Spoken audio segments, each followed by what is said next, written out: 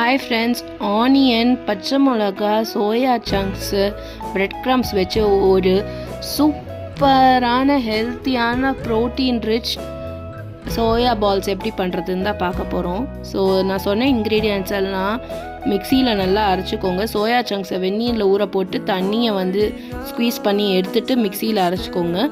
And kids சாப்பிட்றதுக்காக கொஞ்சம் cheese அதில் வச்சுட்டு அப்புறமா கொஞ்சம் லைட்டாக கார்ன்ஃப்ளவரை மேலே ஒரு கோட் பண்ணிவிட்டு அப்புறம் பிரெட் க்ரம்ஸில் போட்டு ஒரு வாட்டி நல்லா ஸ்ப்ரெட் பண்ணி விட்டுட்டு ஆயிலில் ஃப்ரை பண்ணி எடுத்தால் ஹெல்த்தியான soya balls ready. This is an alternative for your regular cheese nuggets which is made with potato. And cheese பிடிக்காதவங்க and diet conscious-ஆக இருக்கிறவங்க சீஸை கூட அவாய்ட் பண்ணலாம்.